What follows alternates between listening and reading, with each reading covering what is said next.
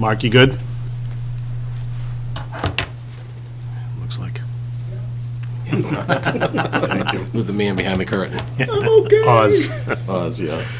All right, good evening, Littleton, and welcome to the Select Board meeting of March 14th, 2022. As we've had the last few meetings, we do plan to enter into executive session for about an hour from now until about 6:30, and then we'll get into our open session agenda. So at this time, I think the motion to go into executive session. I move that the Select Board vote to enter into executive session pursuant to Mass General Law, Chapter 30A, Section 21A, Clause 6, to consider the purchase, exchange, lease, or value of real property if the chair declares that an open meeting may have a detrimental effect on the negotiating position of the public body, and Mass General Law, Chapter 30A, Section 21A2, to discuss strategy sessions in preparation for negotiations with non-union personnel or to conduct collective bargaining sessions or contract negotiations with non-union personnel, and to convene an open session thereafter. Second. We're not doing all three? Oh. I heard the pause and I, Yes. That was the motion in the packet that I just read. Joe, do we have another There's a third. motion that's attached to that? I can read it here Just, so Okay. what's on the, Did you read both of those? on the agenda. there were three. I read two, there's two in the packet and three on the agenda. Do you want me to wing it on the third one? The third one is litigation, right? Yeah, so, and pursuant to Mass General Law, Chapter 30A, Section 21A6, to consider the purchase, oh, wait, No, it's 3821. Yeah, but this, what I want you to do is Clause 3, to go into executive session for litigation. it's not written anywhere? Okay. No. All right, pursuant to Mass General Law, Chapter 30A, Section 21A3, to, what is it, to go to... litigation? Yes, for litigation purposes, as an open meeting. To discuss litigation in the event that open discussion may have a detrimental effect on the town's, bargaining Negotiating position. negotiating position in the litigation. Yeah. Chair does so declare. It's been moved and still seconded? Okay. Moved by Mr. Nordhaus, seconded by Mr. Glavy. We're going into executive session. We'll take a roll call vote. Mr. Knox? Aye. Mr. Nordhaus? Aye. Mr. Glavy? Aye. Ms. Napoli? Aye. I'm in favor as well. So, folks, we'll be back in about an hour.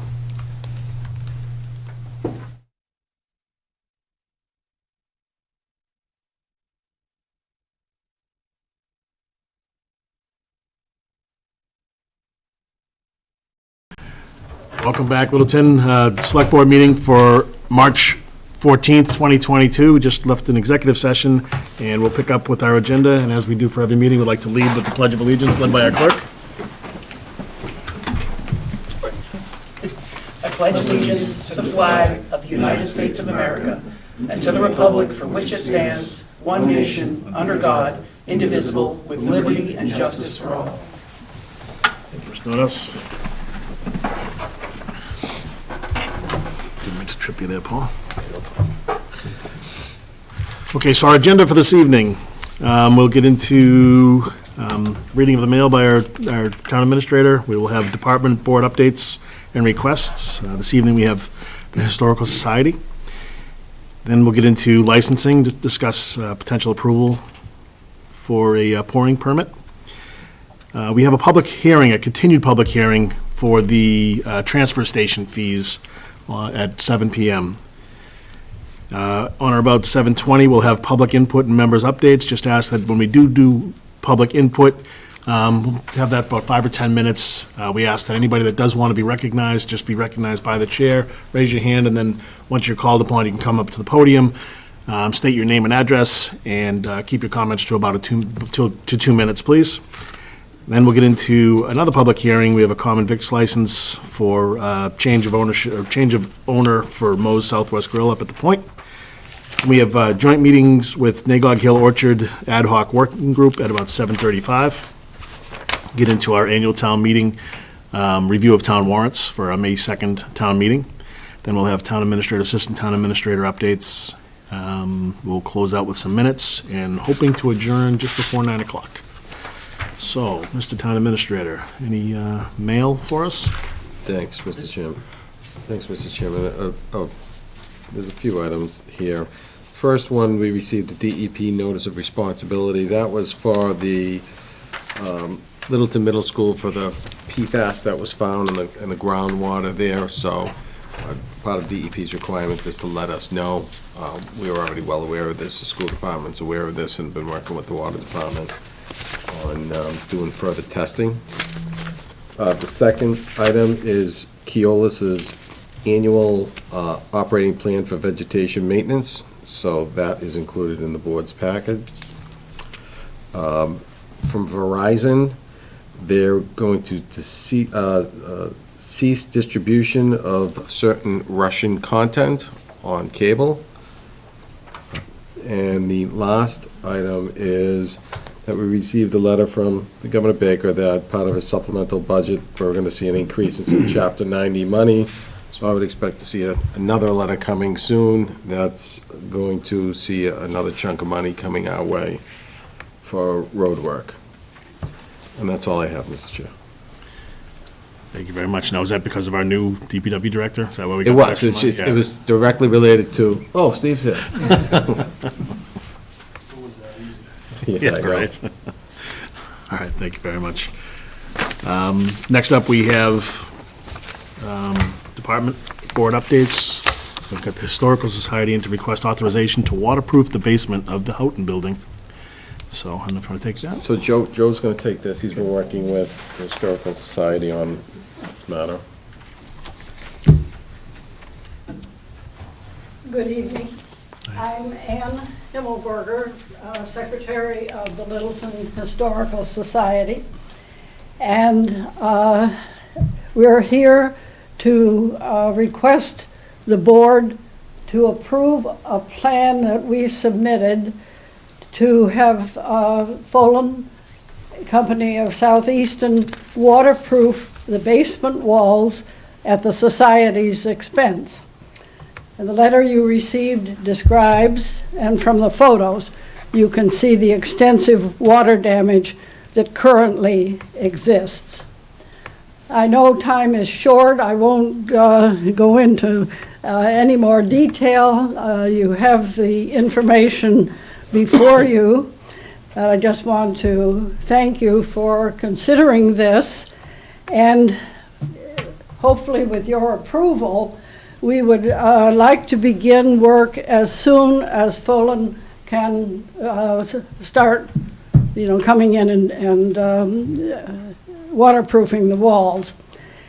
And parenthetically, I'd also like to thank the board and the town, because we have been approaching this problem from the outdoors, and so the DPW has helped with excavation to keep water away from the foundation. So we hope both projects together will be successful. So thank you. Thank you, Ann. I'll be happy to answer questions. Okay. And I'm a little quite hard of hearing. All right, I'll ask any questions from the board? No. I noticed that we've had this wonderful working relationship with the society since 1990. I see that I signed that lease. I hope to be around when it needs renewal. That is the most fascinating reading. I spent hours with it, chuckling to myself. The lease says the society can use it for a museum. Then a paragraph in capital letters which says the town doesn't say that the building is fit for what. And I must say, that's played out, because the water has just been a chronic problem, and we're finally hoping to be able to solve that. Well, you've been good We'd tenants. be delighted. Believe me, we've had other tenant relationships that haven't worked out quite so well. Yeah. Okay. Thank you.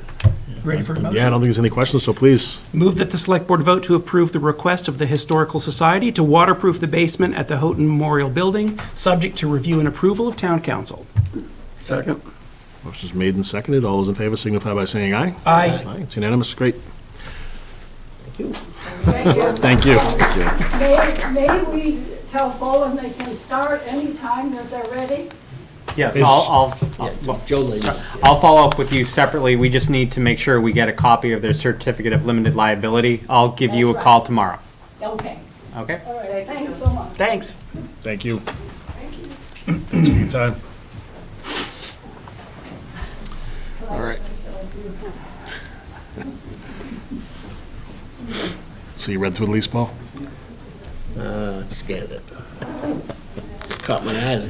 I recognize that signature. Yeah, right? Fine. All right, so item 4A, establish wine and malt pouring license fee and farm series pouring permit fees. So this is something that we're looking to do. Pronto. Across the board, Yes. right? So, yeah, we've tasked Diane with really looking at all our fees in the select board's office, because some of them, they're low, they're not comparable to other communities. In fact, we have these 2 licenses right here that we actually haven't established fees for. One is the wine and malt pouring license, and the other is farm series pouring permit. Farm series pouring permit, I can't talk today, is craft beer, a pouring tap room. And there is interest in somebody that's working to do that. So we want to make sure that they're treated just like all our other establishments, and the board has an opportunity to do a fee. So Diane's been working on this process. She's recommending, based on looking at other communities, which are in your package, that a fee for the wine and malt pouring license be $1,500, which is the same as Air and Westford. And then there's the comparison on the chart on the screen now, and where she reviewed those other communities. And in your packet, there was a little questionnaire that she sent out to the other communities, hoping that they would respond to us, which allowed her to gather the following information. So that's the first license. The second license, the farm series pouring permit, she's recommending the board consider $1,000, which is the same as Harvard. And here are some of the other comparisons from other communities that's in the packet. And these are some of our existing fees. The all alcohol restaurant being $32.50, the club $1,000, package store is $2,000, wine and malt package store $1,000. So right now, if they applied for a permit for that craft beer place that's looking to come into town, it would be 0, because you don't have a fee established. So we're looking to take a proactive approach to this and get a fee in place. Are these annual licenses? These are annual licenses. Just like any other liquor license? Just like any other liquor license, correct, Matthew? I suppose my only question is why the farm pour is $1,000, like equivalent to the most expensive one on the list of comparative ones. I mean, I know it's like 87% of a Yeah, normally of a full license, but it's right, 87% of the license, so I think that she looked at that and compared it to ours and came up with that recommended dollar amount, which so happens to be the same as Harvard. Yes, it's on the higher side, but So the farm pouring is, like you mentioned, it's going to be a potential craft beer place, or if somebody wanted to do a cidery Cider at the Big place, Log sure. Orchard. you can do it for, it's beer, wine, or distillery are the 3 categories that the state offers. So a Thinking of craft making- bourbon But I think place, they're, Bourbon, yeah, but yeah, they're craft bourbon. pouring, a pouring room. Yeah. At one of those. yeah, it's for distilleries. tasting or Right. selling, right, but not for like drinking, right. is my understanding, Right. from what I've read. I mean, I guess I would advocate maybe slightly lower on that one, just because those, I don't think that's going to be a large corporation probably going for that, but I don't feel strongly about it. $1,000 also probably isn't a ton of money if you're going to invest in a pouring room. So, So I think that the only thing, Harvard probably has Carlson, right? That's yeah, what we're comparing to. yep.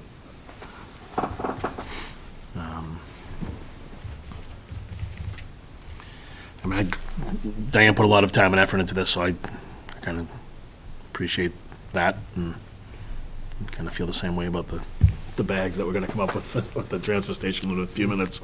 So there's been a lot of time and effort put into the research, and My first impulse is I appreciate the forward thinking. You know, we haven't yet been hit with a Right. recommendation. It's nice not to have to scramble, you know, so I want to recognize that. Right. I don't begin to know whether that's what we should be charging or not, other than I trust Diane's judgment. So I guess I have no problem going along with it, but without much input from anybody, you know, the public, I guarantee we're going to start hearing from folks who are going to tell us all about it as soon as the first one hits our desk. But I would just say maybe we would just reserve the right to revisit, you know, Oh, yeah. the form and the numbers Oh, you as we can- get more information. But it's a good idea to get on record that we have have a fee. something. Yeah. That's just my thoughts on it. yeah, so it's similar to if there was no zoning for an adult entertainment center, Right. then they can go anywhere. If we don't have a fee, they don't pay a fee. Right, Yeah, okay. Same premise. same premise. I mean, I can certainly get behind what you're advocating for, but I just feel like you should throw a number out there. I'm perfectly okay with going with that as well. So That's fine. I'll do whatever the pleasure of the board is. That's Yeah, fine I'm with me not- too. I'm not gonna fight for that one. I think what you'd find, the reason why she went higher too, Matthew, is some of the other fees that we do have are actually lower than, and we're gonna bringing that back at another point in time to the board to consider adjusting our fees, That's fine. so more proactive to get to where we think that we should be at.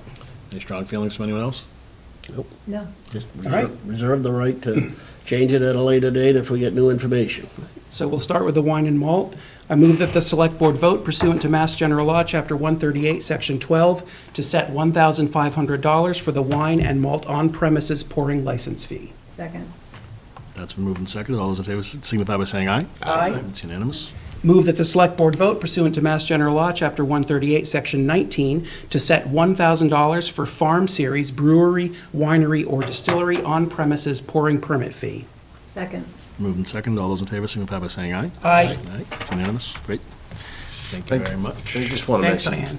Yeah, thank you. I was just going to say, Diane Yeah. did a lot of work in this. This was a project that she probably goes beyond her 20 hours in gathering the information, so it's a great Even the job. presentation, you know. Yeah. Right, and It sending makes out it the so easy survey for and us. all that. Yeah, so good Diane job. really always has been a great asset for the community. Appreciate that. Appreciate you recognizing it as well. Okay, so number 5. It's a couple minutes on before time. 7 o'clock. We okay, time-wise? What's your watch say, Joe? Technically 20 seconds. 6:59. 6:59. And do we have to do a vote to reopen the hearing, or what's? It's continued, so we, It's continued, so I don't think you have to, Sure, it doesn't make a heck of a lot of difference. No. Since it is a hearing, I just was wondering whether we want to be. we can do it, just to cover our, yeah, motion to continue the hearing? Motion to continue the hearing? to Open the continued. Oh, sorry, motion to open the continued hearing? Second. so moving, all those in favor signify by saying aye. Aye. Aye, great, that's unanimous. We are now open for the public hearing relative to the transfer station fees, which will be effective July 1st, 2022. Are you prepared? I don't think you need to be. We did this, Steve, if you don't have anything, Ashley did a great presentation last month, and... Educating myself all day. All right, we'll hit you with some questions then. Yeah, fire away, I'll just go, yeah, I really don't know. I'll have to look into that. Yeah, so I guess this, Just name, check. Stephen Youngley, Public Works Director. I guess this is the third hearing or second hearing on this, so I think. It's a continuation of the hearing, yeah. Continuation, so there's obviously been a lot of information. I basically just, I talked to Chris this morning about this, printed up what's in your packet, kind of reviewed it during the day, so, I guess you have all the information. I'll try to answer whatever I can. Kind of coming in really at the tail end of this, but. No, and I think we all appreciate that, and we appreciate you being here, and welcome aboard, by the way. I think we just wanted to give folks an opportunity to, kind of digest what we had talked about at the last meeting. We wanted to give each of us an opportunity to kind of digest what folks had said to us as well.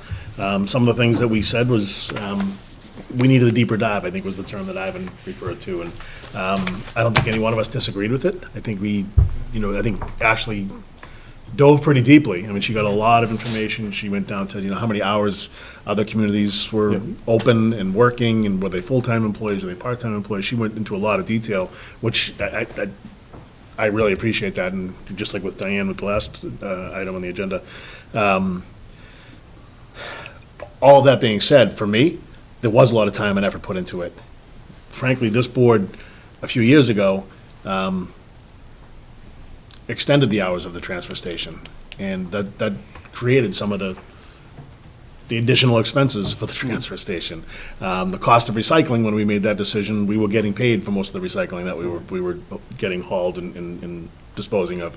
That's not the case now. We're having to pay or drive ourselves, to haul that to a recycling facility. So, the uprights have moved a little bit.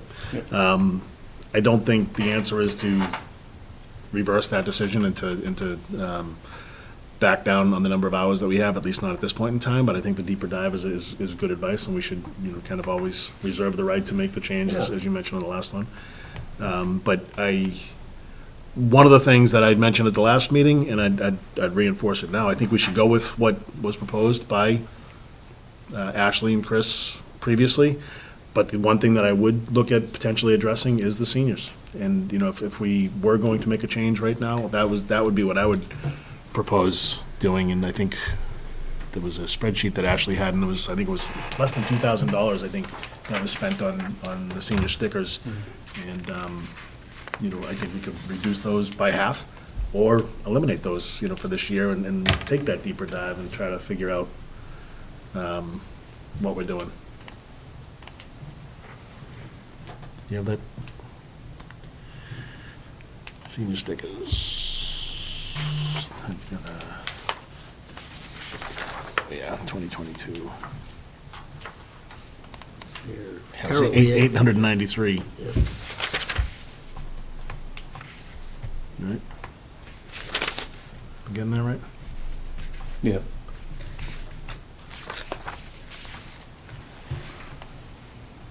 Yeah, I mean, actually, I support what you just said, Mr. Chairman, and I just put it in a different context. If you think about the questions raised by Mr. Pagasic and Mr. Carr, they were good ones, it kind of drove us into the reconsideration of the cost side of the ledger book, and this is more just, for you to think going forward, the comparisons that were done as far as not just the sticker fee, but the sticker fee in the context of the costs, apples to apples. It was tough to get, in all cases, apples to apples comparisons, because some towns subsidize their overall transfer station figure by, the tax rate, and others go for more of a,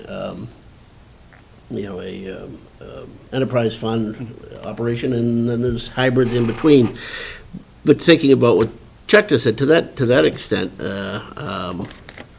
since the bottom line dollars are so low, and there's always fluctuation between, it's almost like a rounding error for what we, and this is, if we were to take up your suggestion there, Chuck, take the senior fees, which are what, $70 now, and reduce them down to $35? Yeah.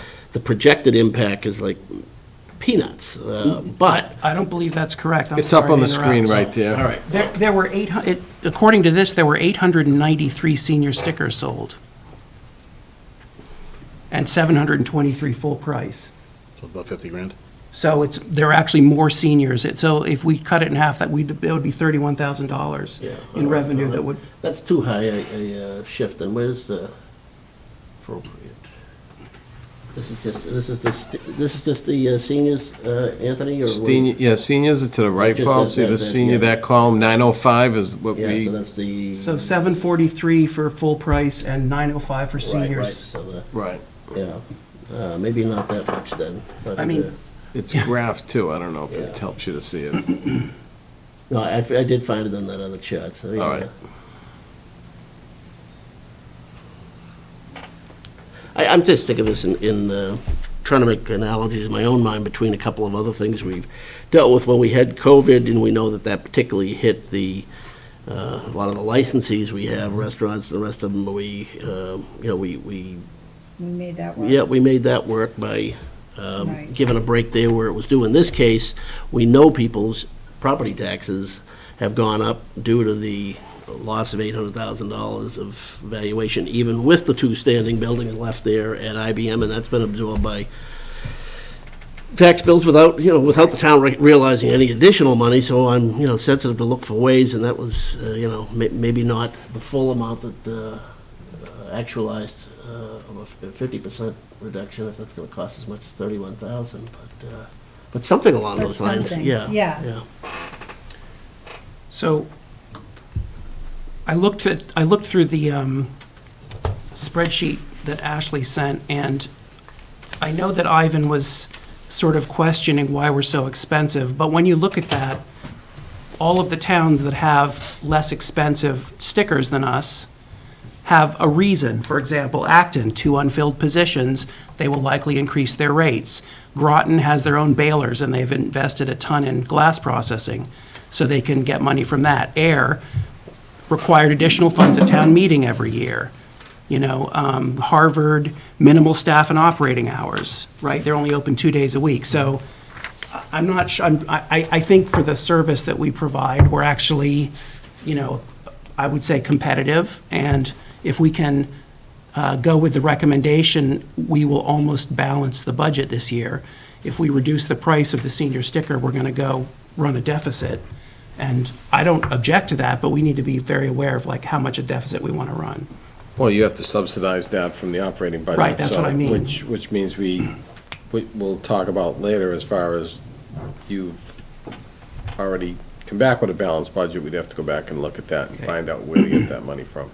Just as long as we're clear that it's not, yeah. Yeah, I'm aware of that, and signing off that I wasn't buying into necessarily the rationale being the comparative issue as a more in-house issue that I feel some sensitivity to, and if we could make even, a $15,000 difference in the fees out there and make that up in our operating budget. I mean, we throw those kind of numbers around in the budget process Yeah, that's true. pretty easily, so. So go to $50 instead of 70, That's what I was perhaps? thinking, yeah. Yeah. That'd be around 50 Yeah, I mean, grand, yeah. and it may not have a lot of impact, but, hopefully they'll appreciate it. Gesture in the They right actually, direction. they actually recognize this, that our tax bills went up, and so therefore they're giving us a little break here. Okay. And I wouldn't go any lower this year, but something to look forward to in the future. Right. Yeah. Yeah.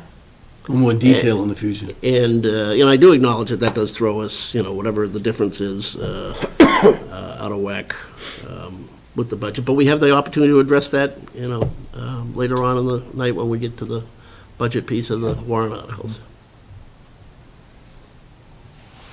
So do we want to propose that, the $50 senior fee, otherwise just accept everything else that was recommended, or just accept everything that was recommended?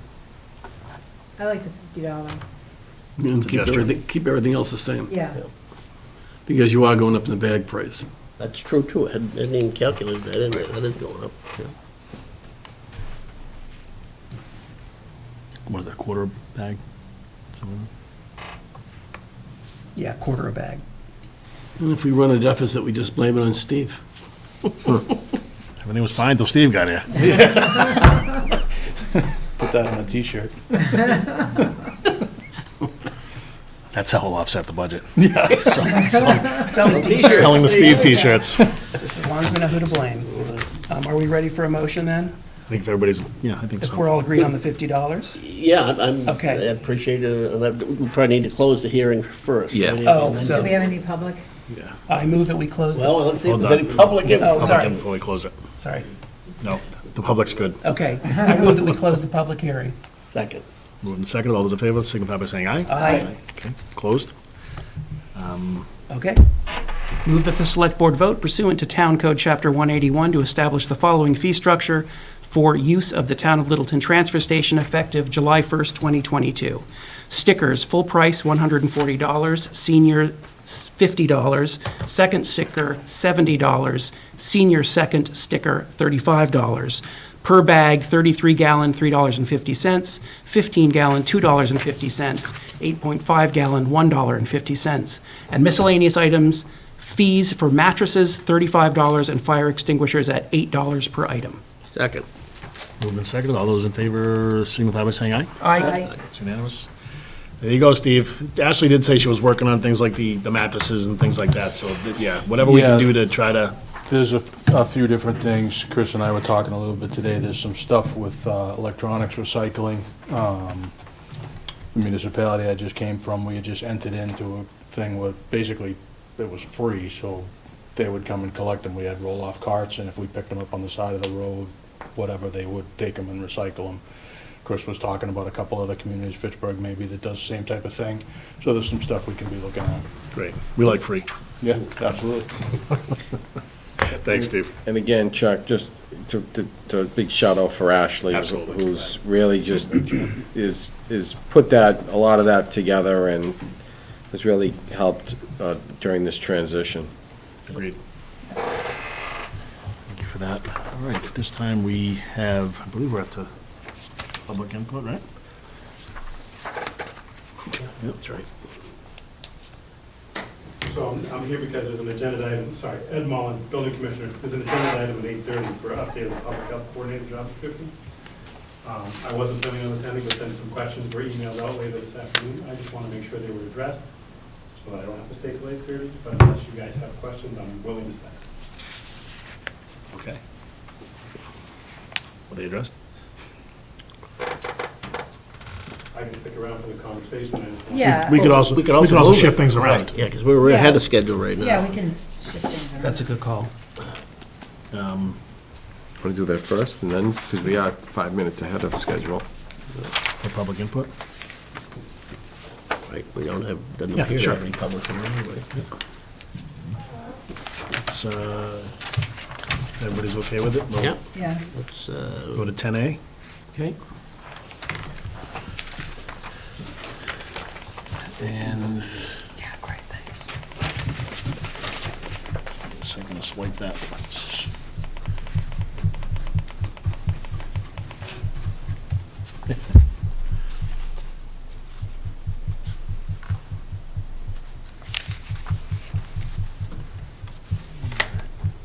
So, do have under the town administrator, assistant town administrator update on public health coordinated job description. There was a copy of the job description that was sent out to the board in our packets, and there were some questions about some of the language in that job description. So, does anybody want to? Yeah, I can Start. start since I have questions. So, went through the job description. The last meeting that we had met, we had talked about, we didn't have all the description before us. So this is now the full version of what we have been asked to consider. I mean, there was just a few comments that I had about it, and not to be super nitpicky, but a few things that jumped out at me that I did share with the board were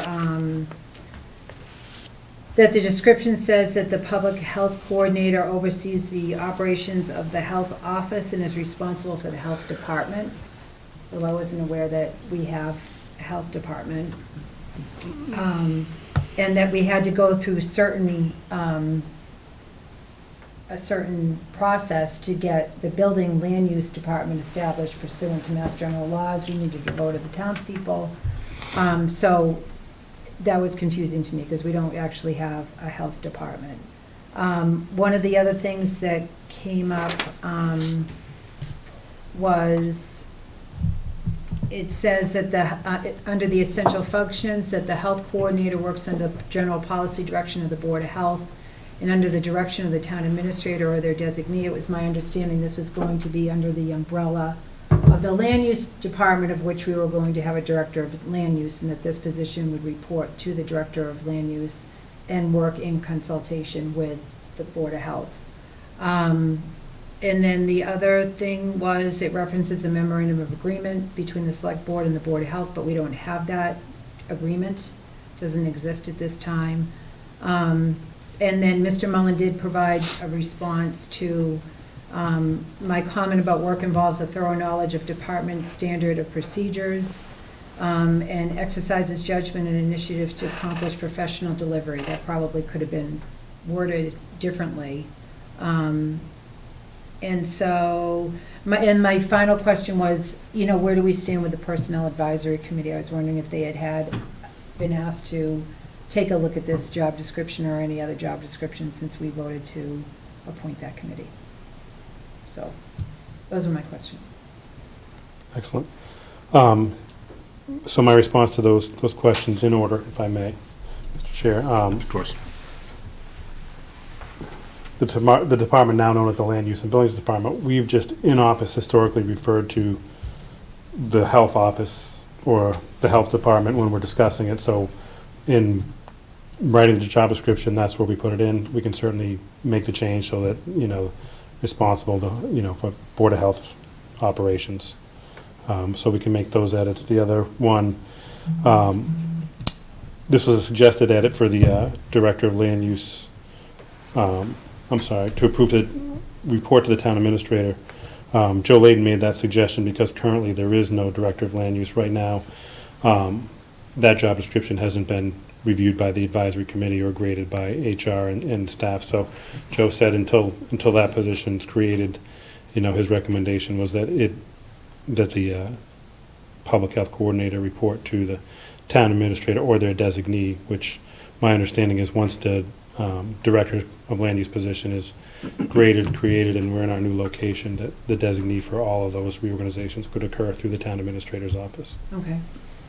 The Board of Health had a very lengthy and healthy discussion at their last meeting, and again, we provided a very, very rough draft of a MOA or MOU, and they wanted to take some time to review for their next and provide edits at their next meeting.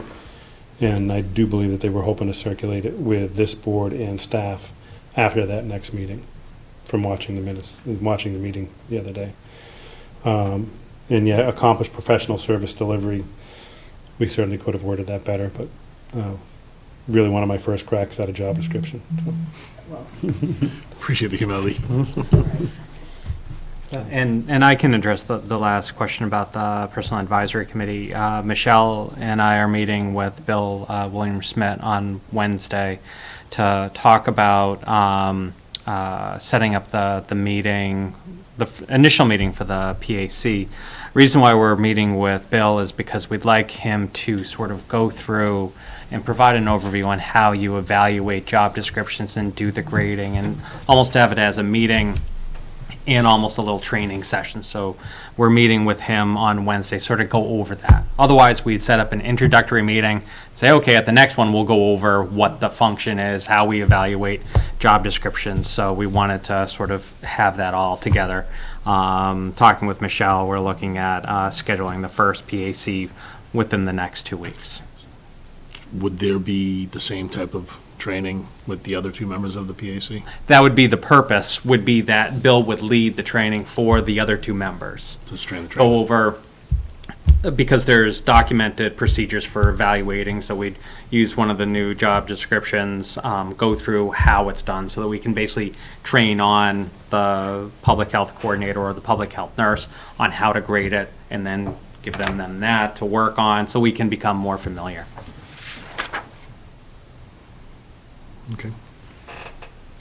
Yeah, please. A couple of questions, and they both hit on topics that have come up already. As far as you might recall, at our last board's discussion of irate questions about the memorandum of understanding, since that was one of our goals, was to get rid of those with a lot of departments, and I did follow up individually with counsel on that and was educated that that's great, except in the case of Board of Health, because of the way it's written into the statute, you have to do it this way. So of all the others, it's fine to get rid of them. In this case, it's necessary to keep it. So I'm cool with that, and I actually had a conversation with Chairman Baker of the Board of Health about that, and so we're all in a good place as far as that one goes. I also agree with the point Cindy had raised, too, about the report status. I mean, that's I want to be consistent with what we saw last year, what we presented to the town.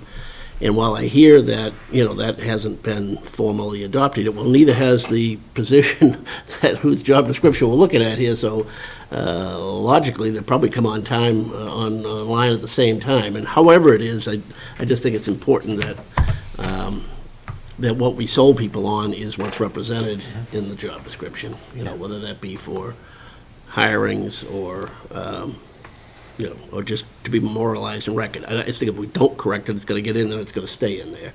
Yeah. And I mean, and that's to your point. The reason why I had recommended this to team was that when we develop and finalize the job description for the Director of Land Use and Buildings, we're able then, as part of that job description, say this position shall act as the designee for these positions. So there'll be almost a direct correlation between the two. Once we advertise, then we can start working on the Director of Land Use, because there's going to be that time frame for hiring anyways, advertisements, interviews. So that gives us a good window to then finalize the director's job description, get that nailed down so that possibly we have that all ironed out by the time the health coordinator even starts. Right. And that's why I just want to go on record with that. I get what you're saying, but I think for the end product, final end product, it ought to reflect what we had signed off on. Right. And I just want to acknowledge, Mr. Mullen, thank you for your work on putting this together. I know it's not your forte, creating job descriptions, so I appreciate the work that you did put into this. Thank you very much. Just a point of clarification. Joe, you weren't going to advertise for Director of Land Use, were you? No, we're Surprise! Thank you all very much. Oh, you didn't know?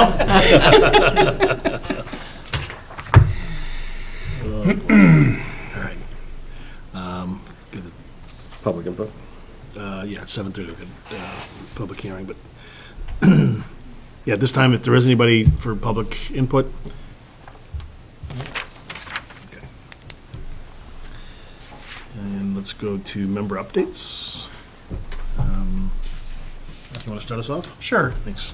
I got Happy Pi Day, it's 3/14. Yeah. Right. I got the land stewardship report from Jim O'Neill at the Littleton Conservation Trust, and reading through it, it represents about 3,000 hours of volunteer hours from Littleton residents. But the thing that really struck me was that the vast majority of that land is owned by the town of Littleton, and the trust takes care of it. The trust only holds the CR on 3 of the 29 properties. It's under no obligation to do anything with the rest, but it's been taking care of that land and doing the annual stewardship report since 1962, and it represents an enormous amount of effort and care given to the town of Littleton. I think it should be celebrated. So I want to extend my thanks to Jim O'Neill for his outstanding work, and the rest of the Conservation Trust for chipping in and helping us maintain our excellent open space in town. Excellent. Thanks, guys. Yeah, thanks for bringing the spotlight to that, too, because they do, it's unsung heroes, right? An impressive amount of work. Absolutely. Mr. Knox? All set. Ms. Napoli? I was contacted by the Cultural Council. They'd like to just come in to meet with the board. I guess they have a couple of pieces of artwork, that they would like to display publicly somewhere in town. So they want to just come in and present those pieces to us and just have a discussion about where those pieces might be able to go. Probably have them in the lobby at town meeting, amongst other things, right? Right, yeah, I don't know anything, I think they're large pieces. Outside of town meeting. So, yeah, maybe outside. So that's all. That was the only thing. I'll now follow up with the town administrator about getting that on the Excellent. agenda. Great. Mr. Glavy? All set. Okay. I just want to, shout out to, wasn't a big storm, but the roads are well treated, and I did some traveling over the weekend, and you always feel safe when you're back in Littleton on our well-maintained streets. And I know that some folks with the high winds experienced some outages, and I just want to give a shout out to the light department too, because those folks really do a good job of getting people back up and running real quickly. So just a little recognition for those folks that do it, and just kind of expect it now. All right, moving right along. We've got a few more minutes here before the public hearing, so. Minutes or something? Yeah, minutes. Do the minutes? Good with minutes? Keep the train moving, right? Absolutely. It's gonna be like that. told you. I had no check it out. corrections. Oh, it's 5 AM. something Yeah, I like know, that. so let's keep moving it. One way or the other by 8:30 or so. Okay. All right, good. Minutes from the meeting of February 22nd, any questions? 28th, March 3rd? Is it Three still sets? Sue doing these? Is it still Sue or is Dawn? It is still Sue. yes. Okay, it's good saying that they're,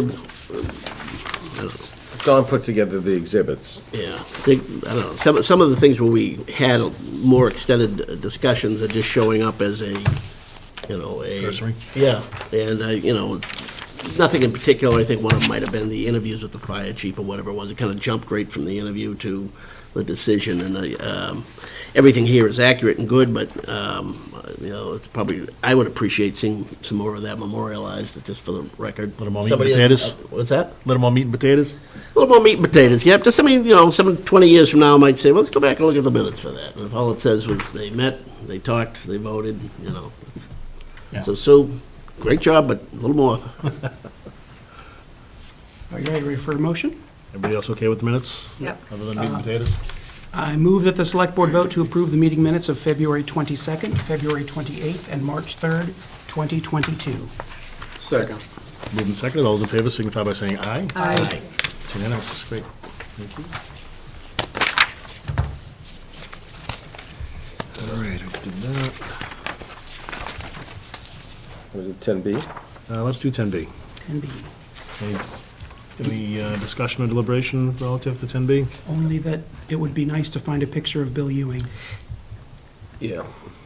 So from the board's last meeting, the general consensus was you're going to review the information and then report back through my office on the recommendations. All of you got back to us, thank you very much, and thank you for Dawn for staying on top of that. And the board unanimously felt that to go with what the town clerk had recommended for dedication for this year's annual town report. So, I would add to what Matthew had just said. I had the same thought, too. And if they can't be found anywhere else, who would undoubtedly have photos of Bill, because he used to come to some of the senior events, is Jim Donnelly. He takes all the... Yeah. He was also very involved with the Congregational Church, so they Right. might very well have pictures. But it also goes back to, and I'd raised this point earlier when the clerk was in, no matter I just found one. whatever we're going to be writing about them, I thought the agreement was we're going to run those things by the families anyways. The families are bound to have Oh, yeah. photographs. So, I mean, why not run the photo they prefer to see? Yep. But- Right. not that she normally does that, no? Well, So I found a picture on the it Badger didn't Funeral happen at least Home once. though. All right. website, so I can send that over. We're gonna kick that out to the Nagog Orchard Group, because apparently they can get, they can get pictures. There you go. But it just speaks, thank you, but it speaks, to I get pictures, Bill, too, but I mean, The back to family should be the... the one authorizing the picture. Yeah. Right. And proofreading the, whatever the bio is. Yeah. Right up. Yeah. Okay. But if, yeah, there's one on the Badger Funeral Home website. Right. Okay. Ready for a motion? Yes. Move that the Select Board vote to dedicate the 2021 annual report in honor of Joseph Calentro, James Cummings, Maureen DeCoste, William Ewing, Ronald Goddard, and Dolores May. Second. Motion's made and seconded, all those in favor signify by saying aye. Aye. Okay, it's unanimous, thank you.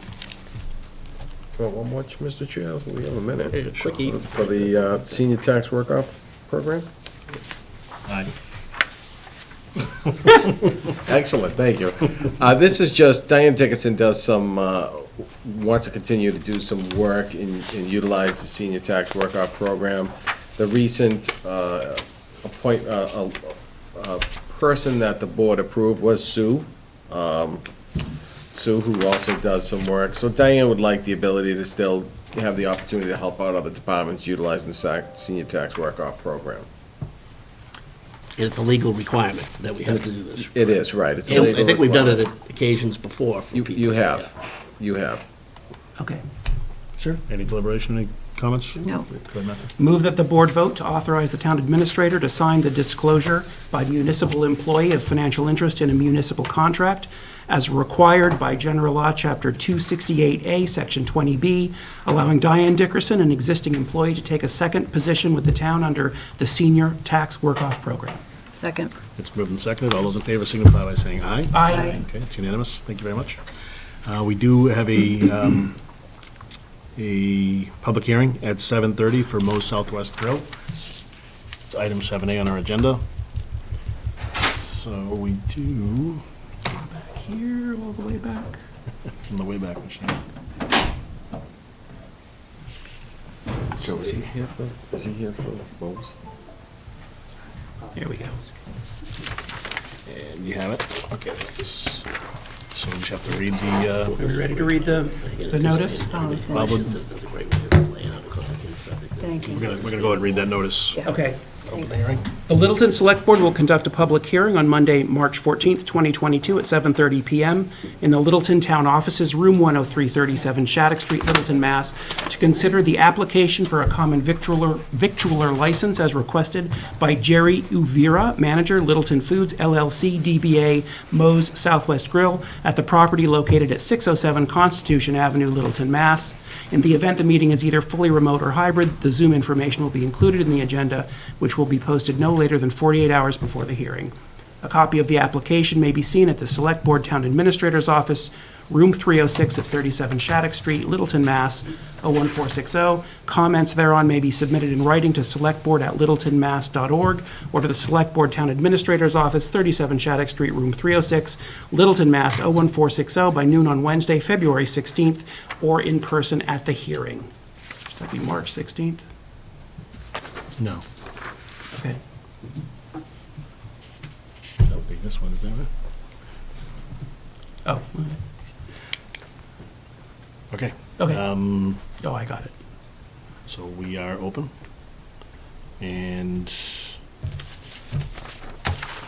we've got Raphael D'Souza, I'm representing John Uvira for Mo Southwest Grill. Great, thanks, Raphael. Appreciate you being here. You're welcome. So we've got your application in hand. Change of ownership? Yes, correct. Okay. And what, all right, there you are. I'll just actually open it up to any of the board members if there's any questions of the applicant for the change of ownership. Moses has been a good member of the community and has done fundraisers and things for some of the different school projects. And will continue. Okay, great. I'd like to hear that. Yeah, the team didn't change, so that's a good thing. The ownership changed, but the team is still the same. They're still working towards the same goals and helping the community. Excellent. Thanks, Raphael. The only thing I'd just add for the record, and it's in our packet, but the public may not be aware, that we did the usual due diligence in asking I believe the building department, police, fire, who else, Anthony? Board of Health. Board of Health, and everybody was happy with the operation at Mo's. Right. I think there was just some follow-up that they had to do with the Board of Health, but, Oh, it's already done. all right, beautiful. Yep. Yeah, and the packet that we got had the information from the state and all the stuff that the Commonwealth requires as well. So I think the packet, if pending whatever that document you said is outstanding. He's all set. Okay, so any other questions from board members? Yeah. Anybody from the public wish to speak? I'll entertain a motion to close the hearing. I move that we close the public hearing. Second. Moving to second, all those in favor, signify by saying aye. Aye. Okay, we're closed. Any deliberation before we take a motion? Want to take a vote? Move that the Select Board vote to approve the common victualler application of Littleton Foods LLC, DBA Mo's Southwest Grill at 607 Constitution Avenue, The Point, for a change of owner. Second. Moving to second, all those in favor, signify by saying aye. Aye. Aye. Unanimous? Excellent. Thank You're you. all set, so you just need to, whatever documents you need to get to the, No, actually, I think it's all set. it is? Okay, Yeah. great. Sounds good. Thanks, Raphael. Thank you. All right. Moving right along for you, Paul. Ooh, yep. Okay, so we've got joint meeting. Ready for that? Joint meeting, yes.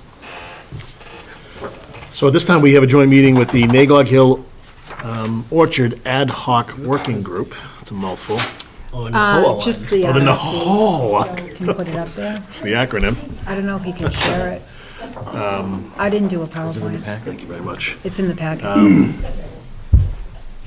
So we do have a quorum of our board as well as a quorum from the NAHOA. Yeah. Yes, we do.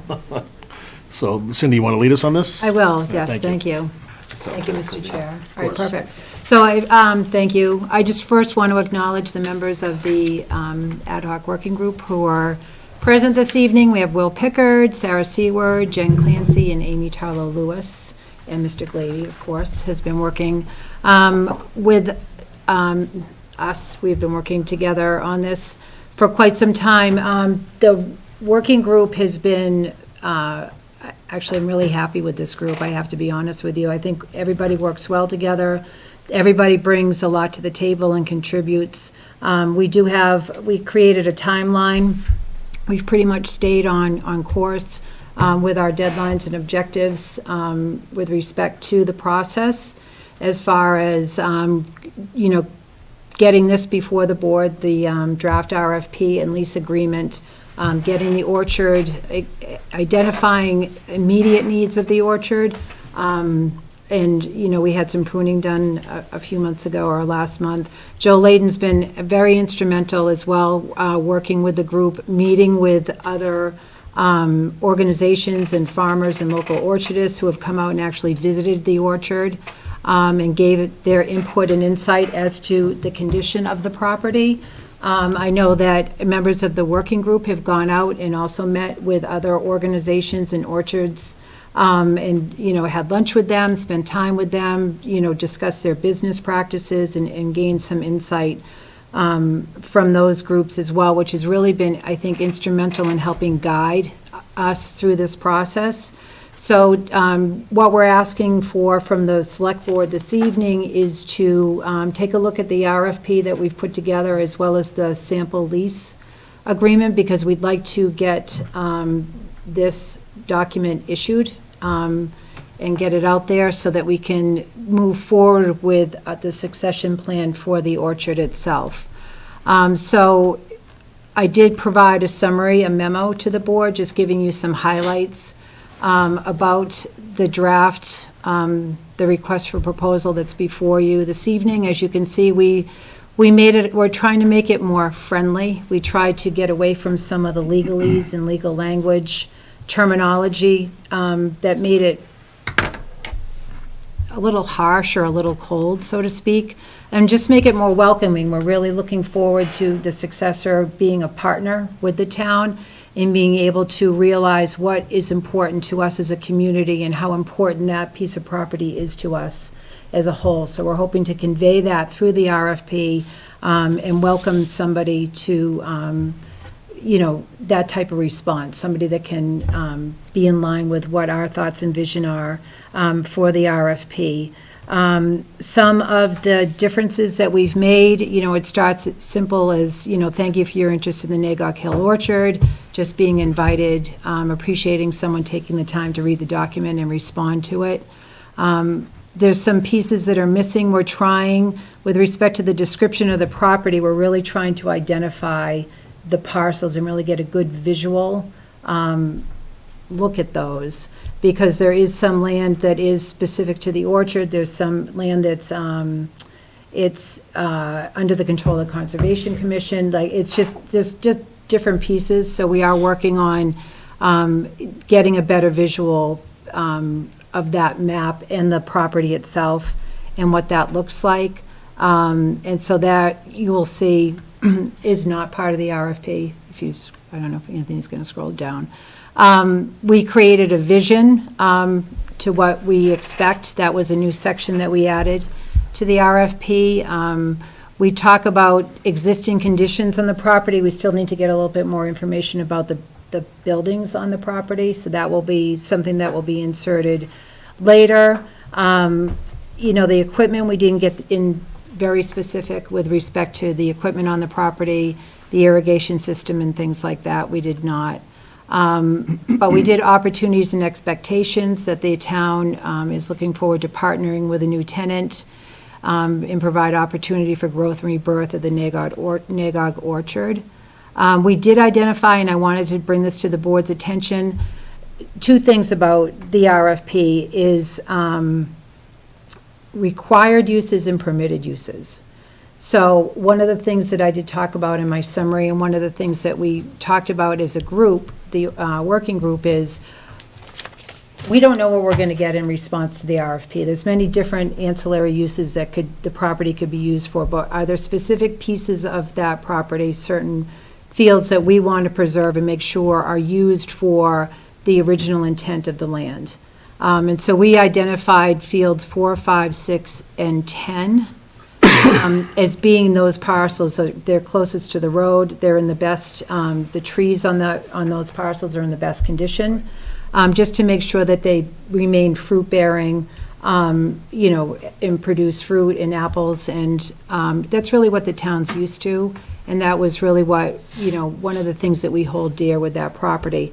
There's plenty of other uses that could be used for the property, but we just want to make sure that those remain preserved. Yep. So that's why we had identified those specifically within the document. We talked about the term of the lease. We left it open for up to 20 years. That was another highlight I wanted to bring to your attention, just to provide somebody who does come on board time to be successful, time to, reap the benefit of if they do plant new trees. How long does it take those new trees to actually bear fruit and become productive? So we wanted to just make sure that there was enough of a leeway there for that. So that's why we included up to 20 years. Presently, and it talks about 2 leases presently. We're excluding the house from the RFP process just because it's going to need some work before it is habitable. So at this time, it's not part of the RFP, but certainly it will become available at a future time for any prospective lessee. The other thing is we incorporated into it permitted uses. So we have the required uses, which we've identified, but there's permitted uses. So there's many other things that the orchard property could be used for. So say a wedding venue or something like that, which would be uses that would have to come before the select board to be permitted. But we just wanted to make sure that it was conveyed that we're open to other uses at the property to make it productive and beneficial to both the town and the lessee.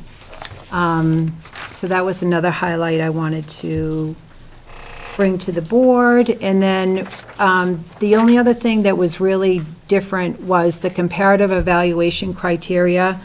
The way it was originally worded, I think it was disadvantageous. It just seemed so negative.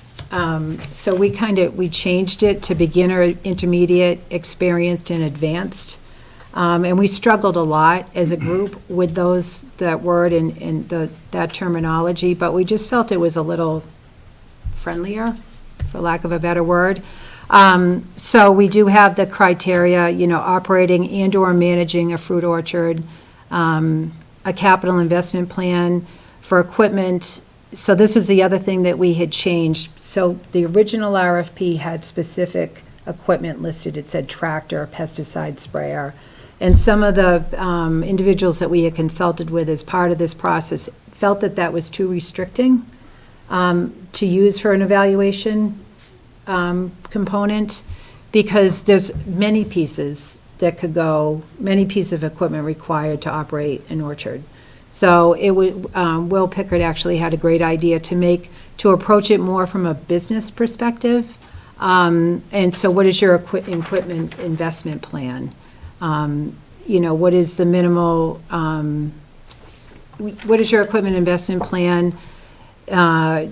Does it demonstrate an intention to operate the orchard in a conventional manner? So we kind of changed the grading on that component of the RFP, just to bring that to your attention.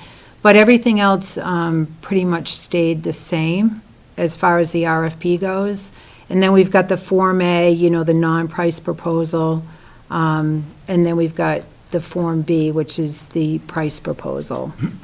So that's the whole overview of the RFP. I don't know if the board has any questions about that at this point. I want to applaud you for the rewrite. I think, like, looking at that from a top-down and, like, trying to make it more attractive to people who are going to apply is really smart, because this is like a well-written and comprehensive RFP, which I don't think we've had before for the orchard. At any rate, I just had a question about the capital plan. If a cider brewery, a cider house wanted to come in, their capital investment could very well involve distillery and, stuff that isn't farming equipment. Right. Do we need to say that it has to be farming operations, the capital plan? It has to be, the property has to be used for agricultural purposes. Is But, that what you're asking? well, I mean, if someone said, I'm going to invest $1 million in brewery equipment and stills and stuff, that would be to me at least, that would be a big benefit to their application. Right, But it's not really farming operations. I mean, right. So that would be part of, if you go down, the proposed management plan. I guess we could cover that under that. I mean, could you just be a little bit more general with that, with criteria number 2, and say equipment that the respondent intends to use to, Oh, as opposed Enhance to the farming orchard, operations. yeah, that's all. Farming operations, that should be changed. okay, that's all I was pointing Oh, out. I get you. No, that should say business operations. Okay, And that was a change perfect. that we had already made, but it didn't get incorporated Okay. into the document. Go ahead, Amy. It makes sense, Jen, the attorney's on with us, maybe she can correct me if I'm wrong, but I think in the description or the definition of agriculture, value-added products is a part of that definition. So I think A cidery or something like that. would be part of a capital investment, but I'm not an attorney, we have one here, so she Right. next answer. Yeah. The definition of agriculture includes value-added products if they come from the farm. Right, Not if you bought them in from New Zealand, right. or Washington State. Okay. And also, say, starting up a cidery, that would have to be an accessory use, essentially incidental and a minor component compared to the major operation as growing the apples and those things. So in the list of permitted uses, there's also certain restrictions that are within the APR that may be allowed, but you may have to actually go back to the state and seek special approval for those types of activities. Not saying it can't happen. It may be allowed under our zoning, but on the APR, there may be additional approvals that need to be sought. But, sure, totally agree. I guess I'm pointing out that from our point of view, if we're evaluating these proposals, and one of them is a $50,000 tractor, and the other one is no tractor and $1 million worth of brewery equipment, I would be inclined to go with the second one, even though there isn't as much capital investment in farming equipment, simply because it sounds like the brewery has more skin in the game and is intending to stay there longer and make a go of it. And that's where we do have that ability to sort of look a little deeper, and that's why putting together their whole plan, like they could have that, but they could say, we're not going to own that farmer equipment, we're going to contract it out, we're going to have lease arrangements, so they may not have. So there's different types of proposals, so I do agree having it open enough to allow for something like that. And they don't necessarily have to have it like purchased and on site. They could contract some services out. So it's a mixture of possibilities that could happen. And we're just trying to pull things together to then evaluate things and bring the leading say respondents to the board for interviews and final decisions. Good. Not every proposal is going to look the same, obviously. We hope they don't, and we want to make sure that this is structured in such a way that it draws out as much information so that we're making an informed decision when it lands in front of us, or they land in front of us. Right. Cindy, I just take this opportunity, I think tonight's work product probably says it anyway, but she's done a great job of whipping this all together, and all the committee members, it's been a lot of time spent. It was definitely a collaborative effort. Yeah, I mean, but there were folks out on site, out doing meetings in different parts of the state. I mean, you know, the holiday week between Christmas and New Year, I think we were probably the only board in town that was meeting. Right, oh, we've met every week. Pretty much. Yes, So we something, have, yeah. and to stay on schedule, it would have been very easy to get off schedule, but here we are close to, you know, I think we're in a position that if we're to act on this, then, you know, we're in good shape to have good proposals before us in time that these people, whoever it may be, is going to be Right. off the ground and running. And so many other alternative, you know, considerations that have been looked at too. They may not all come out in this document, but, you know, as far as being able to maintain it longer if we have to, all those considerations Right. that's been looked at. And Jenny's been a great resource. Yeah, so I'm actually going to defer to Jenny to talk about the lease, which is the other part of it's a sample lease, just to be clear, to talk about the changes to this document, if you don't mind. Jenny? I'd be happy to. Hi. Hi, Can you hear me? we can. We can, yes, thank you. So we have made quite a number of revisions to this lease. We had a pretty bare bones lease before, but we're going to start fresh with a more robust lease that you would see in other long-term ground leases, you know, of town property. One thing we've done throughout the lease is I've called out references to the agricultural preservation restriction because no matter what the farmer does with this land, you know, they need to make sure that they're in compliance, they keep the land in compliance with the APR. So we have lots of references to that throughout. We're also describing which portions are under your care, custody, and control, and which little slivers are really just going to be managed by them because they, turns out, were acquired as self-help parcels by the Conservation Commission. So we've got those changes in there as well. Along the same line of train of thought that Cindy described with the RFP, we've decided to start describing the types of uses that are permitted in two categories, and some are these basic required uses that you want, you, the town, would like a farmer to use the orchard for, and that's maintaining the trees, continuing with the fruit orchard. And then we have this blank section, basically, that describes these permitted uses. And that, you're not gonna know what those are right at this stage, because with the RFP, you're asking farmers, what would you like to do with this? In addition to operating our orchard, what other ideas do you have for us?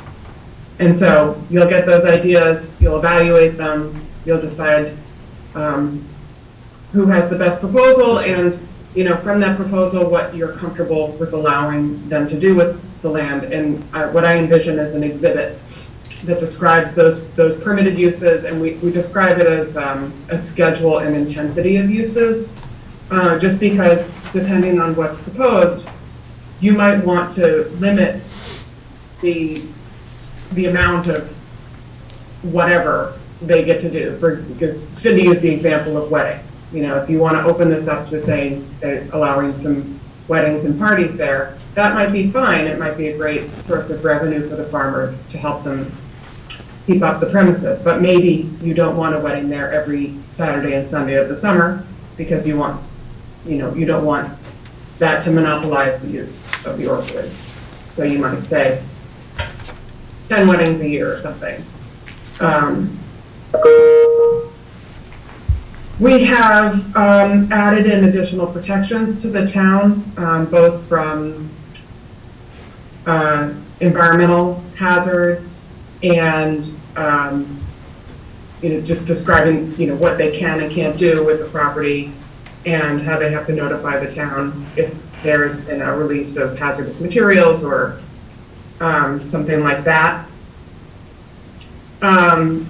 We're trying to be more clear with exactly, what it is we want them to do. They get to operate the farm stand this number of, months per year. They need to seek select board approval to change their uses.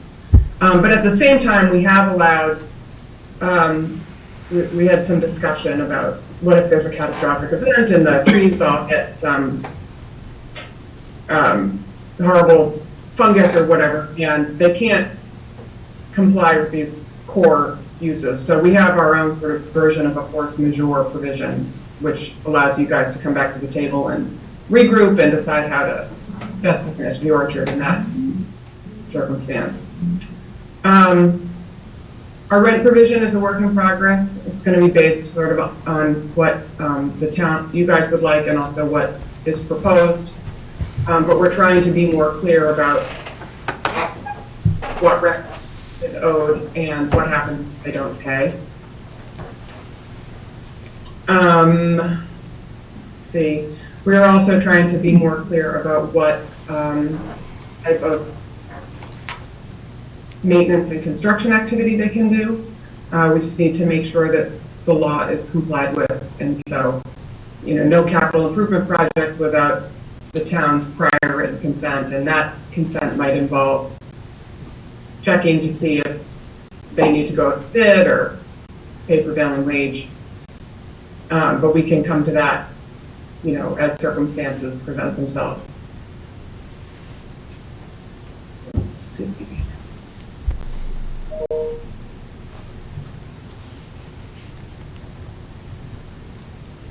We've added a new termination provision and a more robust default, a process for what happens if there's a default. And then we're adding an exhibit that defines some legal terms, which, if circumstances present themselves, you could add to it like an alcohol policy. If you decide, if somebody proposes a use that would involve alcohol and you'd like to permit it, we can add that to it. We've sort of put a placeholder in there, not wanting to dictate, say to people, here, propose a brewery, or propose some use where you're serving alcohol many nights of the year, but that option's there. I think that's in general, a general description of what's been added. Is there anything else specific that you wanted me to cover, Cindy? No, that was perfect, Jenny, thank you. Okay, Does great. anyone have any questions about the lease agreement? Another point of add that if any detail that's lacking is, or a lot of detail that's lacking is, largely because we don't know until we are in Right. negotiations with somebody, but there's going to be a lot of stuff specific to whoever it is we're negotiating with. Right, And that would be above and beyond this baseline. right. Oh, go I ahead. was just going to say, as far as some of the exhibits that you wanted to add, or the outlines of some of the fields and that kind of thing, do you still have those images, one of you, Joe or Anthony, some images that Charles had given us?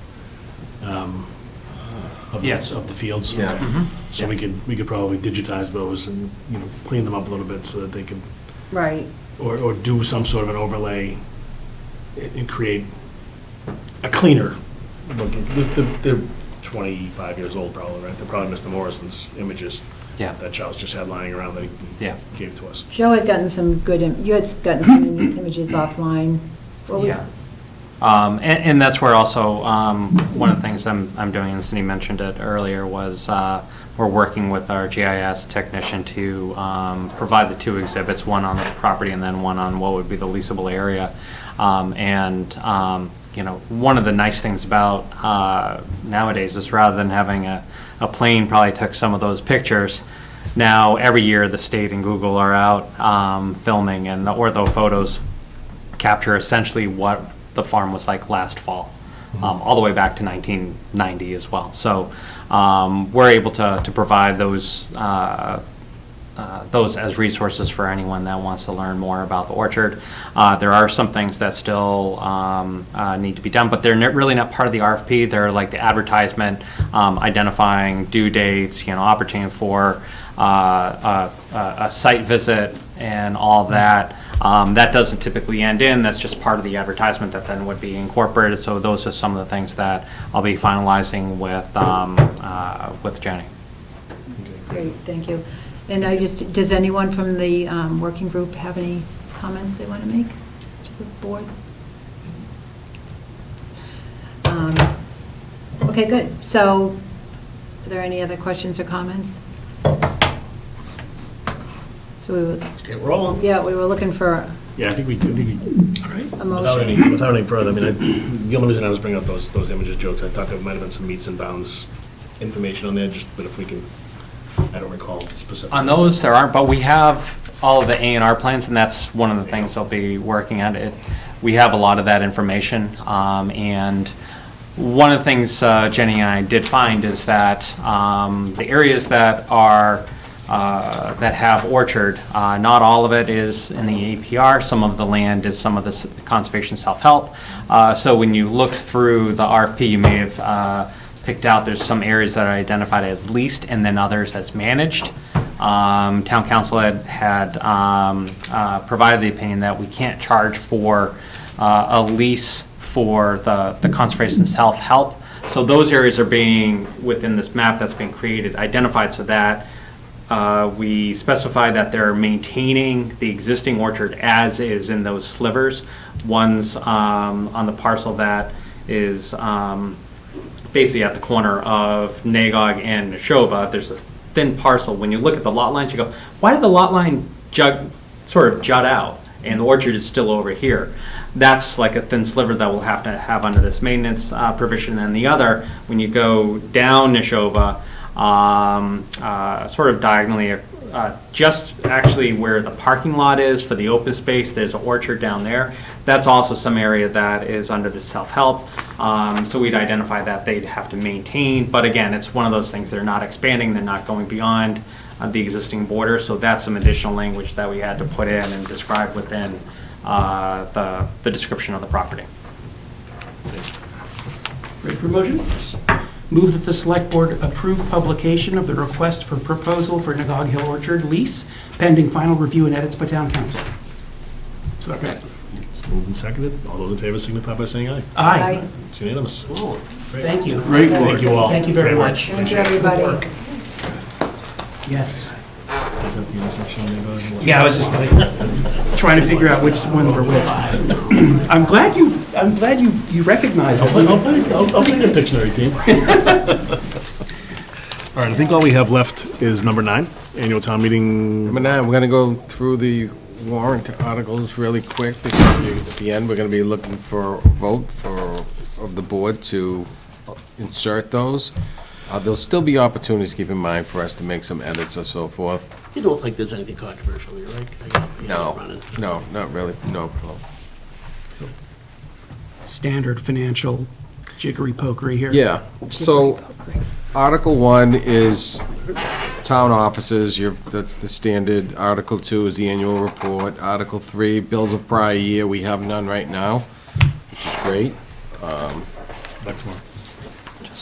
Show for your step with a cord. Are you going to be a fence rider again, Joe? What? All right, You're the fine, fence Paul. rider. You get $50. You know. Just keep in mind, the numbering too is not what this numbering's going to Since be. the 90s, I think, 80s. I think that But that's most what folks, I don't actually have a copy of that one. Thank you.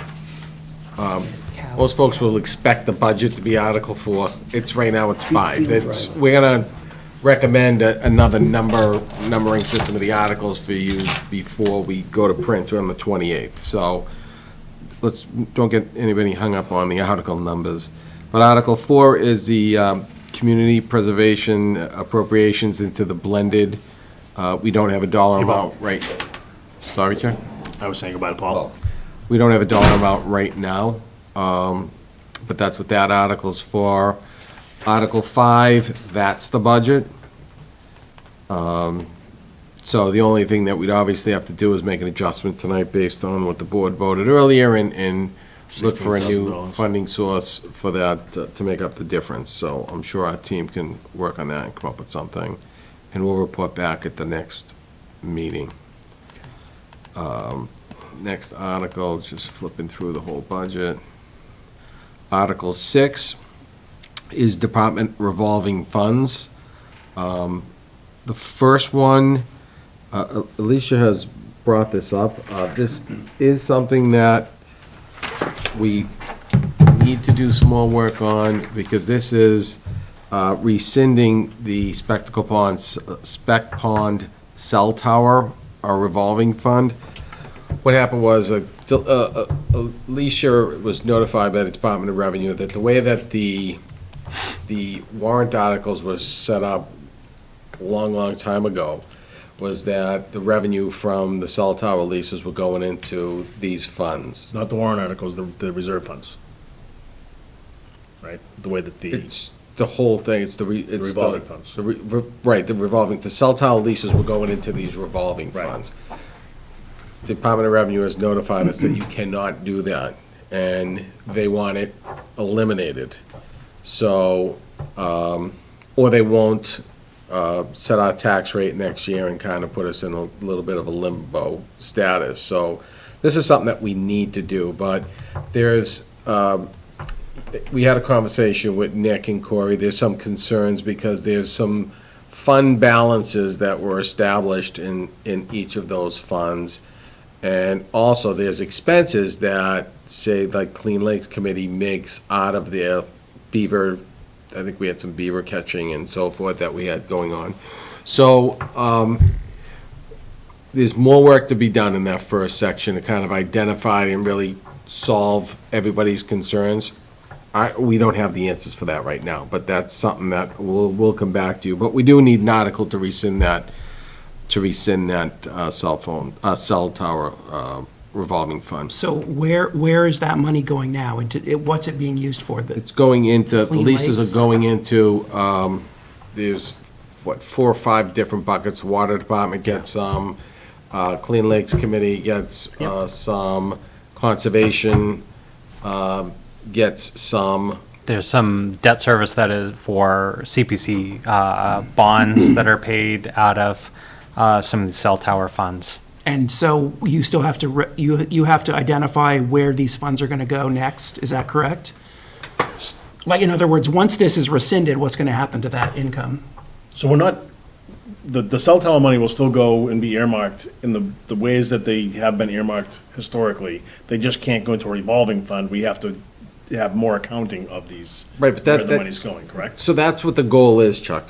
It's, currently, the warrant doesn't address those, and that's what still needs to be done. So the finance team has more work to do to make sure that everybody's expectation of where the funds go and how they're gonna get it distributed. So it's yet to be determined. Yet Right. to be I mean, it's not, the goal is not to change where the funds go to. It's what is the mechanism, what is the Right. structure? And there's a couple things that we've been talking about with town council, the finance department, as far as what that structure looks like.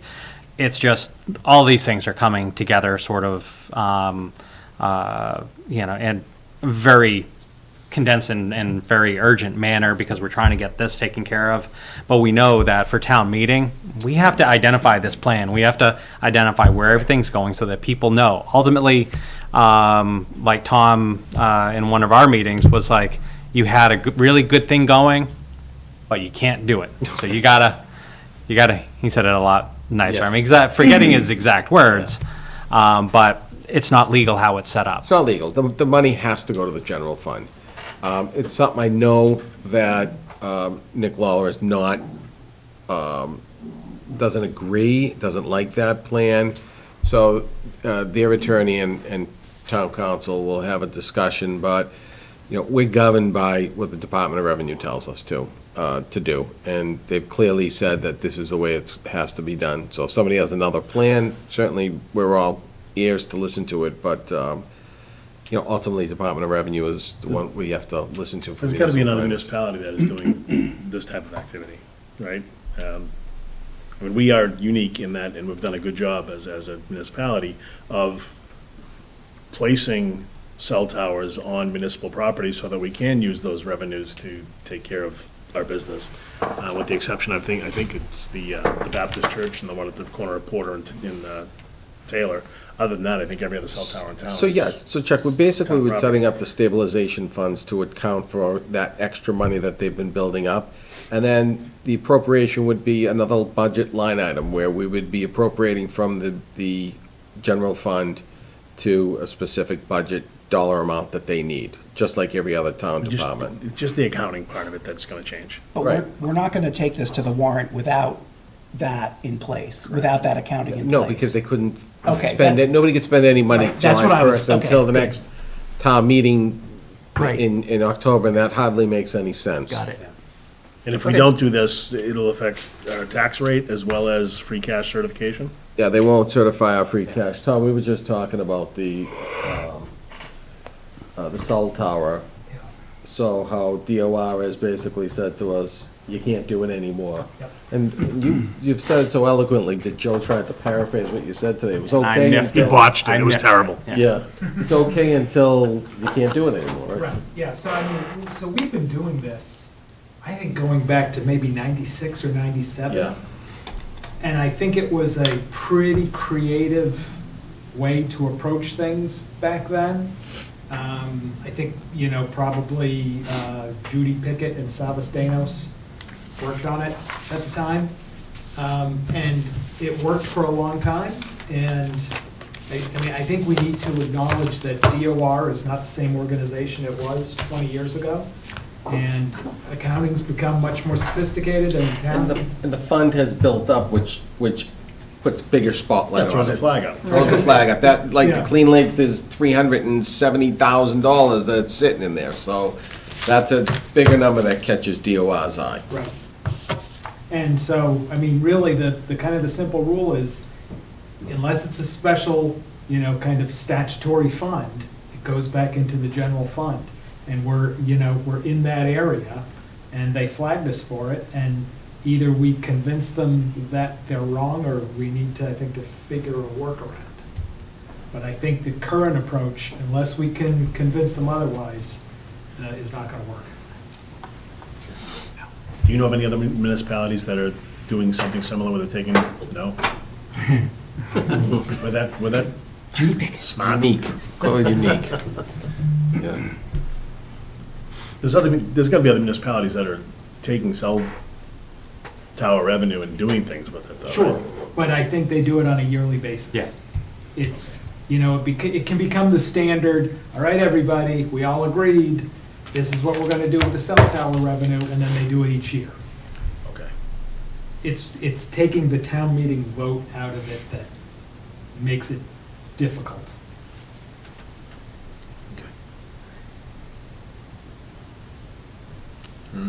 So more to come on that.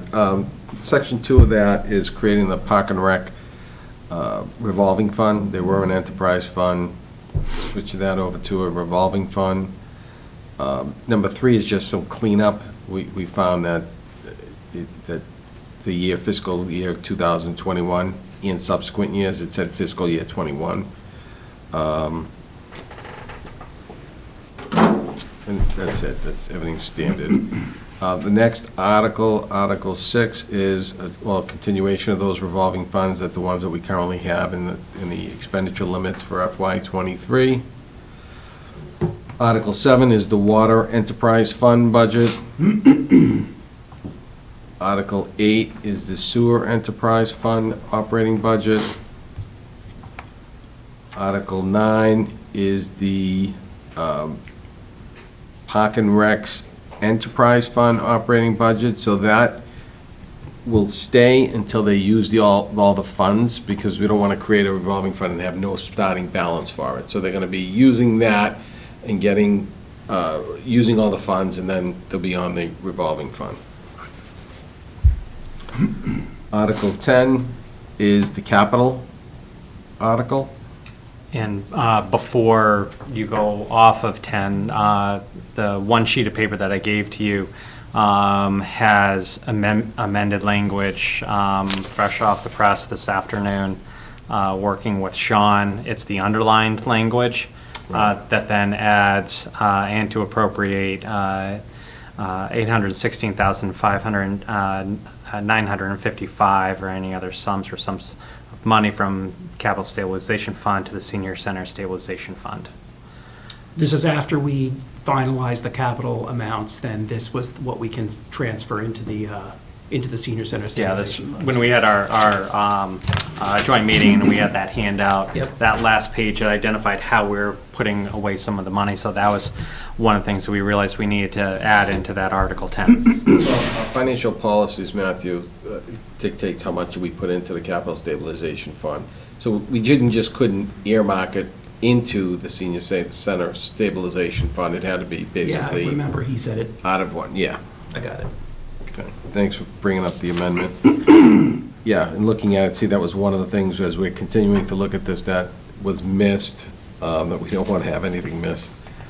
Article 11, this is the schools MSBA, that's the $700,000 feasibility study for Shaker Lane School. This is the motion that the MSBA needs us to take in order to proceed in their process with the statement of interest.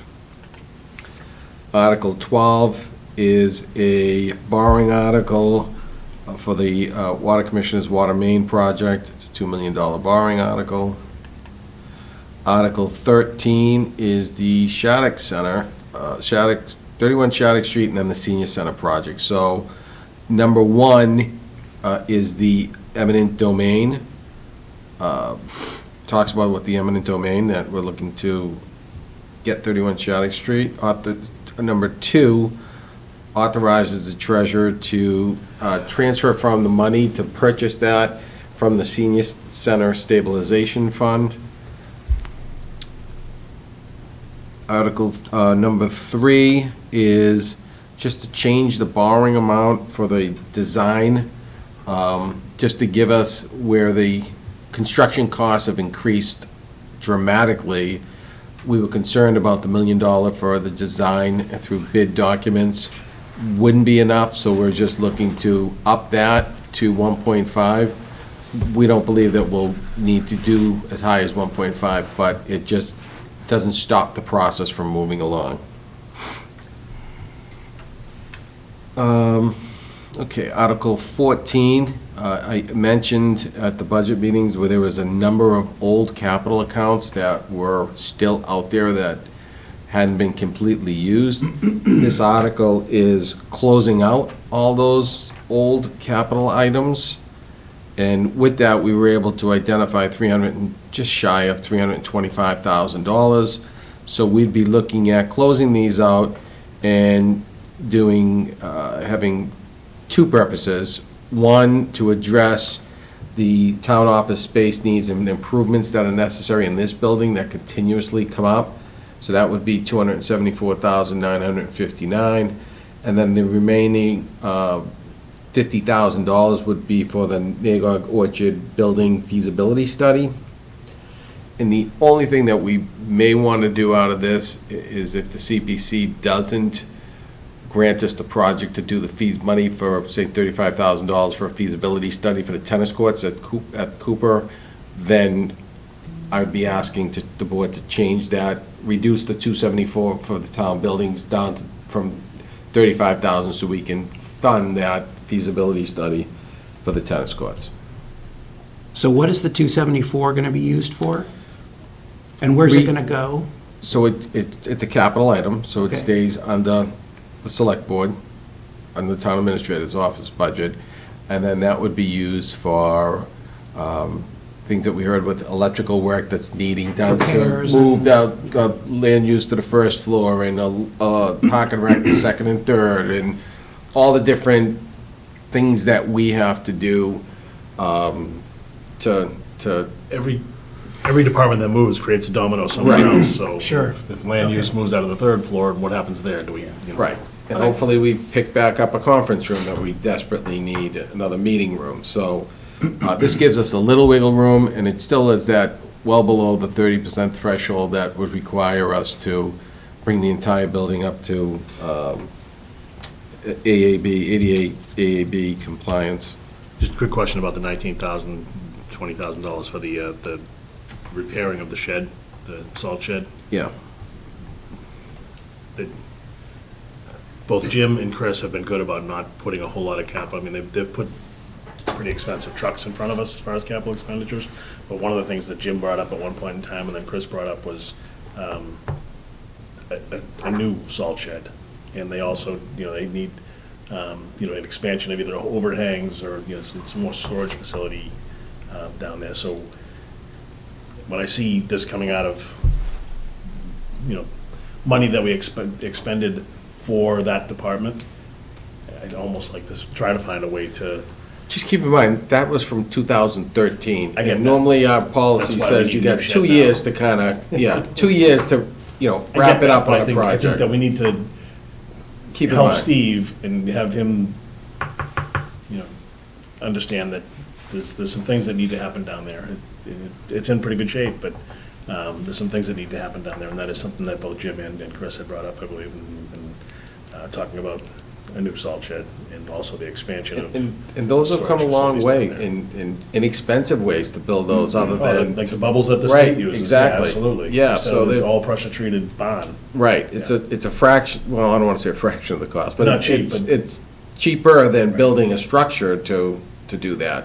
Mm-hmm. So, yeah, certainly I would expect if Steve has some capital needs next year, that we would see a warrant. I just want to see Capital us need. getting that on the radar, because Mm-hmm. I like that we have $102 left after buying $1 million+ I liquor saw truck. that. There's always stuff to buy, you know? He almost made it. It was so close. Yeah. So, Article 15 is the CPC's budget. Article 16 is the LCTV receipts reserved. You've seen this in prior town meetings, receipts reserved for appropriation from PEG money. Article 17 is our compensation grid. Article 18 is in the event that we were able to reach an agreement with the fire union, we would have an article in there. Article 19 is use of the debt exclusion fund. This is something that's every year too. For FY '23 excluded debt.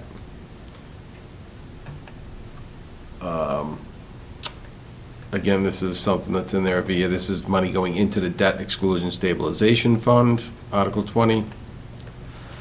Article 21 is the stabilization fund, and that's where that 819,000 would be going in there and coming out in the other article. Article 22 is the capital, Article 22 is the capital stabilization, the 816 coming out. The stabilization is just money that we, according to our financial policies, goes into the stabilization fund. Article 22, same thing, but that 816 is going to be into the senior center stabilization fund, so it's going to be transferred out. Article 23 is that article with the special act related to cell town leases. Tommy, what did this special act that we're attempting to do for the cell town Right, leases? in general, the special act is to get permission from the legislature to do what we're already doing. So, since they don't think we currently have the authority to do it under the law, we're asking that the legislature create a law for us that would allow us to continue to do it. which you don't have a high expectation that they will do that. I'm concerned. Yeah. Is this just to collect the revenues from the cell tower leases? The way that we're accounting for it right now. Collect, expend, and save, all of that. Through a revolving fund. Oh, right, through the revolving fund, Right. sure. Okay, so this is like belt and suspenders. If we get the other warrant article and we decide how to. This would be the ultimate goal, got it, yeah. but we have very little faith Got that it. this is actually gonna go, so we have to come up with another plan that, how to address it internally and not count on this. Yeah. But This is the perfect solution. Got it. Right, In which case, we don't have to do anything. Right, new. whether it's the likely solution, I don't know. right, Okay. right, thanks. And Article 24 is the Senior Center and Veteran Tax Work-Off Abatement Program article. Article 25 is a new revolving fund that the school department asked us to add into town meeting, which is acceptance of non-resident tuitions that they could use without further appropriation. Whereas now those choice funds go into the general, and we take a vote to move them? Or is it just school committee? You know what, Chuck, I think that this is new. Joe, do you have, was this something new that they were doing that they, or I don't know or if they ever got these funds before? I'm not sure about that. It might be a cleanup on their end as well, because, I mean, school choice is a bucket of money that I thought it was a revolving fund.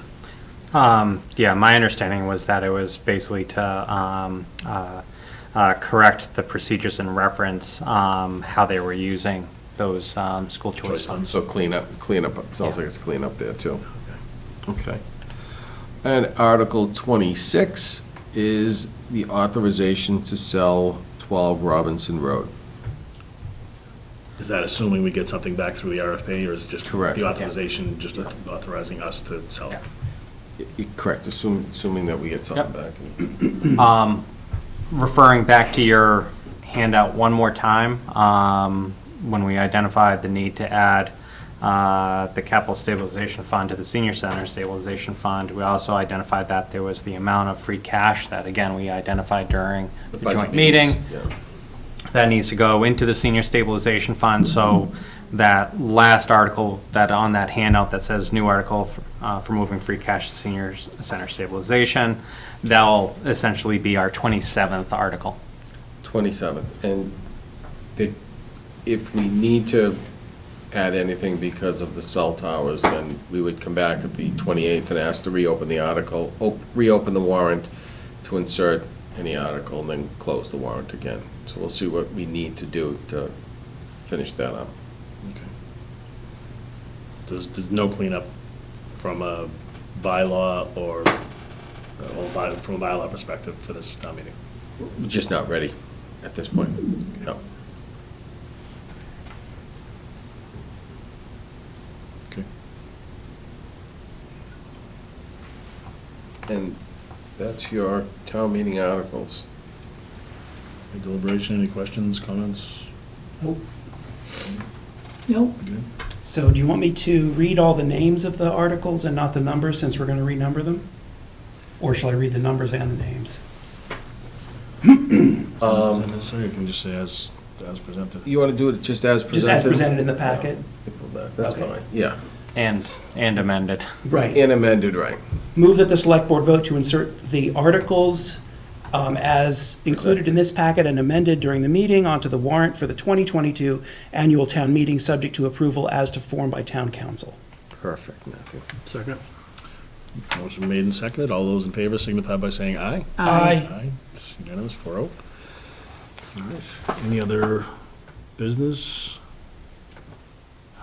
I think we get everything on the agenda, right? We jumped around a little bit, but. Jumped around here, we're a little earlier than we thought, so. I think it's Luck of the because Irish. Tom's here. Move to adjourn. Motion's Second?